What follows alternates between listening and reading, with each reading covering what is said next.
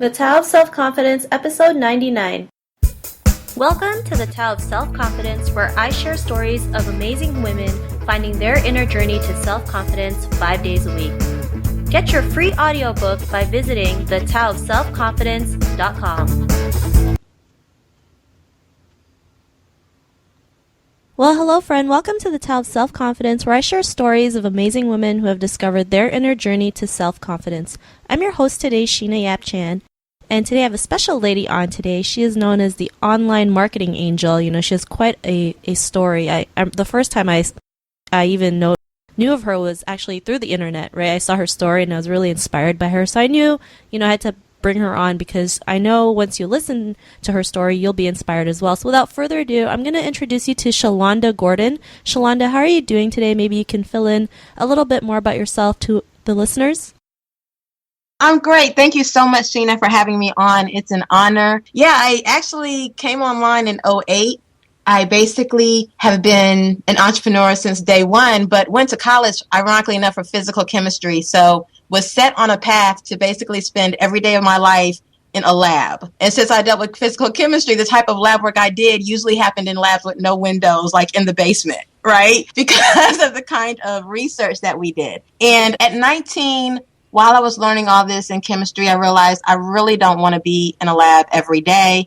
And so I started my first network marketing company but stayed in college, kept trying to get the chemistry degree thing going. And eventually that didn't work. I left school like I just can't. This is not going to get me where I want to go. And at 25, I became a mom and I became a single mom. And at that time, I realized I had to find a way where I could be home with my kids. My whole vision changed. It wasn't about, I'm going to make money living my dream life. It was about, I want to make money so I can live a life where I can raise my daughter.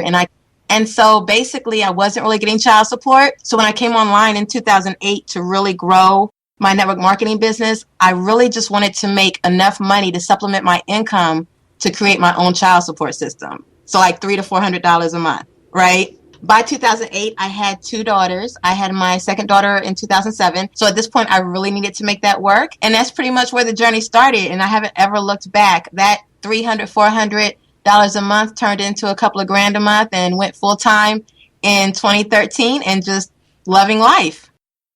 Awesome. That's an amazing story. Well, thanks for sharing that, Shalonda. And, it's funny. I didn't even know you took chemistry. And, I know what you mean. I mean, I took accounting and I thought that was the path that I had to go to because I'm Chinese, right? It's like Chinese people, good with numbers.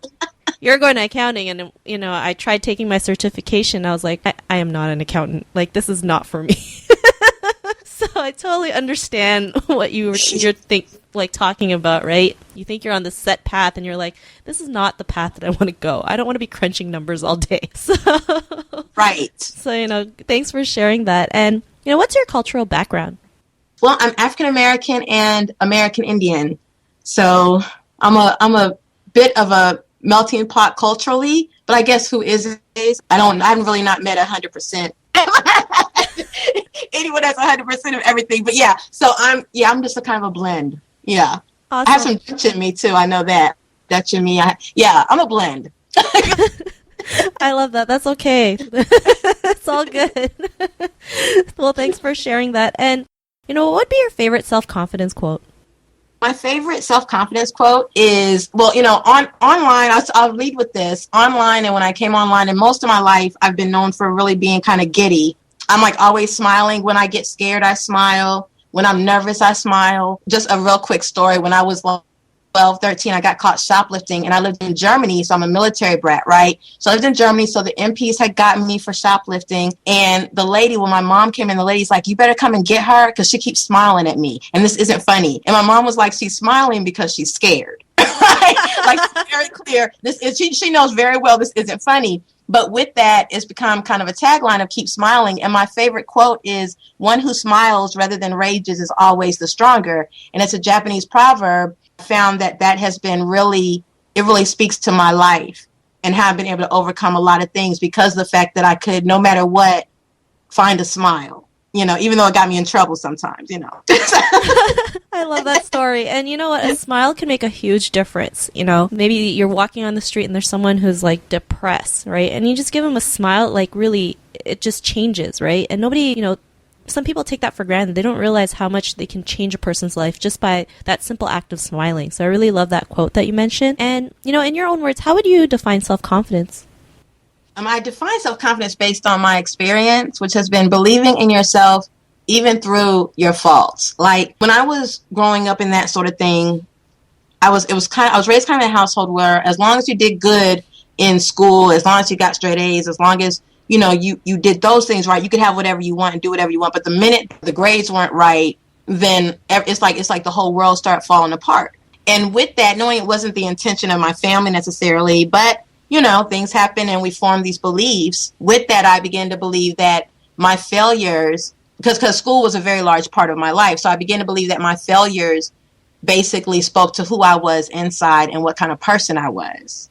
And if I failed at anything which was external from my being, that thing spoke to my internal being. Does that make sense? Yeah. I mean, in school, it's always like, if you get an F, you're a failure. That's it, right? And right. People see failure as a bad thing when failure is really a good thing, right? Because, you're learning something new, you know what doesn't work, and you can move on to find something else, right? Well, yes. In school, when you get an F, it's like you get punished. It's like they might label you as stupid, and that's not how we want to tell our kids, right? I mean, I was recently listening to an audio about how schools don't really teach kids how to have a vision, right? And that's really important because how are our children supposed to like see what their future's like if they don't even know what it is or how it is to have a vision in their life? So I really love that definition that you had. Shalonda, what was your life like before your discovery of self-confidence? It kind of was living me. Like, I wasn't living life. Life was living me. I was constantly on the defense, never on the offense. And I say that because I was running. Basically, I was running for myself. I honestly, when I came home, I grew up in Germany from the age of 5 to 18. When I came to America at the age of 18, some people might not know, but when you grow up in a military environment outside of America and you're African American, you're considered American, right? So I was American my whole life. And even in Germany, I spoke fluent German. So when I was out in Europe, they would at least let me open my mouth first before making a decision on what kind of person, right? So when I came to America at 18, I realized that I was African American. And funny enough, I called my father, who's like he's a retired sergeant major now in the Army. And I'm like, Dad, you never told me I was black, right? He's like, what are you talking about? I was like, you didn't tell me I was black. I've been American my whole life, right? And now I'm here in this small town. And nothing against Indiana, it's a great state. But at the time, in the 90s, early 90s, when I got there, when I tell you, I didn't even get a chance to open my mouth. I was this black girl, and at that moment, my self-confidence that I had stored up, literally, they destroyed it all. It got to be, I was there for like 3 years before I transferred colleges, and it got to the point where when I would drive into the town, I could feel myself like desire to not live, right? Like it destroyed me. I couldn't even open my mouth. And the thing about it that was crazy is that I couldn't fix it. Like, I can't wake up tomorrow and not be black. I can't fix this, right? And I don't even understand what the problem is. But that was because I grew up outside of America. I never had to deal with those cultural type of issues that happen in the country, right? I read about it in school, learned about some things, but never really experienced it. So because of that, I spent like the next 10 years literally running from myself. I had no confidence in myself. What I thought I knew, I didn't know. What I knew, what I did actually know, I didn't believe I knew, right? And so for like 10 years, literally, I just ran for myself. To honestly tell you the truth, Sheena, I didn't really decide. And I do believe it's a decision, okay? I didn't truly decide to face myself and either forgive myself, forgive all of those that I felt had harmed me, forgive myself, and decide who I was going to be until I got pregnant with my oldest daughter. I always say my daughters saved my life at different times when they were born. Because my oldest, when she was born, the way I was living my life to avoid acknowledging that I had no self-confidence was I was smoking weed every day. I was drinking, right? I was not at my best at all. And so in order to overcome that, when I got pregnant with her, I knew I had to make a decision because the type of woman I was with no self-esteem, just broken and not broke. Being broken is not a bad thing. It's a good thing because you're soft and you can receive in that place. But I wasn't broken in a good way. I was broken with a hard heart, right? I didn't have a soft heart. I had a hard heart. And I didn't want to raise a lady from that because that's not what I was raised from. And I felt my baby deserved more. So while I was pregnant, I started to kind of research and find myself and find that confidence that honestly could never have been taken from me anyways, because I was born with it.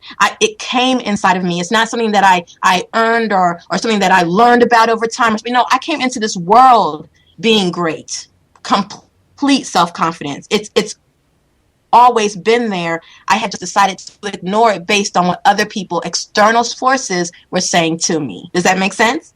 Yeah, totally. And it's such a crazy story that you have, right? I mean, you're in one country, you're like, you had no clue, there was no like cultural barriers, and you come to America and it's like a big culture shock for you, right? Right. And it's the same, like Asian kid goes to Canada and they're like, whoa, I've never seen white people in my life, right?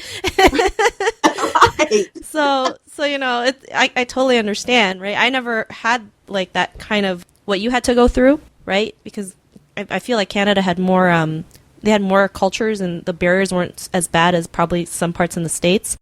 But I mean, I'm sure people still go through this every day, right? I mean, you see it in videos, the news, TV, right? Hear it from other people. So, this is such an important issue, and I'm glad you were able to bring this up. And, you mentioned your daughters were what made you change, and, what was your life like after that when you realized, you had to make a change for your daughters?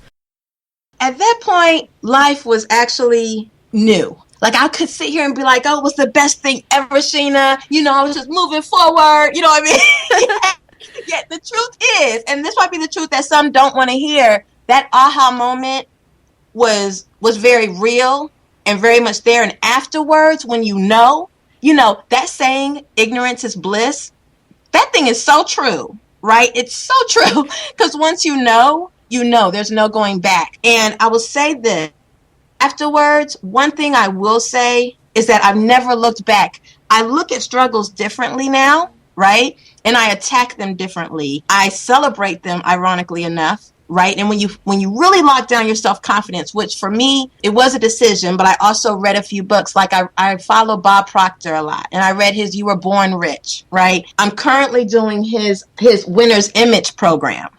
Right. So I love his stuff, but read a lot of books, of course, Napoleon Hill, read Cybernetics, Psycho-Cybernetics, so I could really begin to understand how my mind is working, how my self-confidence is working, and that kind of thing. So afterwards, now I'm more aware, right? And when you become more aware, you experience different kinds of situations, more situations differently. The only difference is how you respond to those situations, right? So since having my aha moment, since deciding that self-confidence is something that can never be taken from me. And I think when I minister and work with single moms, and a lot of the times when I'm working with them, they've been broken down. They've been kind of, verbally abused at times because of decisions that they made or, just having things happen that they didn't really plan on. And I always try to let them know that, once you build up this self-confidence and you understand that it's yours, it's not something that anybody can take from you. It's not like your car. The repo man cannot come and take it, right? It's not like anything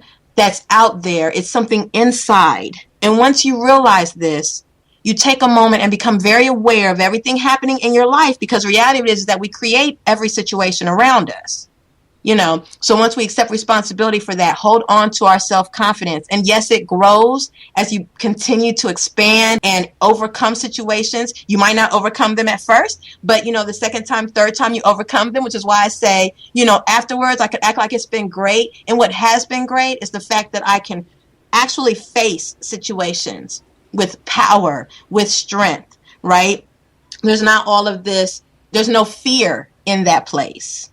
Now, sometimes I make mistakes because I'm not perfect and I still make mistakes. Yet I dust myself off, I get back up and I do it again, just a little bit differently. Like you said, I'm a marketer now. We're marketers, right? As marketers, we test, right? We split test. We test, we tweak one thing and then go again. Then if that doesn't work, we tweak another thing and go again. So that's how I experience life. Even as a mom, I realize I have two different daughters. They're totally different.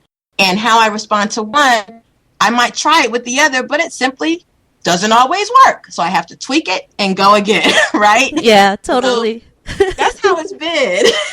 Awesome. Well, I'm glad you're able to see things in a different light and a different perspective. Once you change the way you see things, it's such a, a big, like a big reality check, right? Like, you didn't realize you can do this just by doing these few tweaks in your life, right? And Shalonda, for the woman who's listening to your episode, she's also in her own journey of self-confidence. What would be that one tip you would give to her? I would let her know to remember that your greatness is in you. It's not something added to you based on outside things. Remember that you were born great. You were born amazing.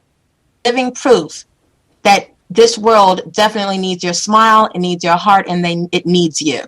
Simple as that. Awesome. Well, thanks for sharing that. And if our listeners want to get to know a little bit more about you and what you do, is there any links or any social media profiles we can connect with? My website is theonlinemarketingangel.com. So that's theonlinemarketingangel.com. And on Facebook, I'm at ShalondaGordonFanpage.com, or it's Facebook Shalonda Gordon, the number 1. So Facebook Shalonda Gordon 1. So, and then pretty much Shalonda Gordon, they can Google Shalonda Gordon, they can find, yeah. I always say, I have an ongoing joke, I'm the most popular Shalonda Gordon in the world on the internet. But my name's not like the most common, ain't like everybody's name, Shalonda Gordon. I love that. I'm going to start saying that. Yeah, because more than likely, we have names that aren't like all that common, so, Awesome. Well, thanks for sharing that. And to our listeners, if you want to connect with Shalonda, just head on over to thetailofselfconfidence.com and search for Shalonda's name. Her show notes will pop up along with everything else we talked about. And I just want to thank Shalonda for taking the time to share her story with us. So thank you so much. Thank you. Thank you for having me. It's been amazing. It's an honor to have you on. So thank you so much. And to our listeners, be on the lookout for another new episode of another amazing woman's journey to self-confidence. And we'll talk to you soon. Bye for now. Thank you for tuning in to another amazing episode of The Tao of Self-Confidence. Subscribe to The Tao of Self-Confidence on iTunes and Stitcher to hear more stories of amazing women finding their inner journey to self-confidence.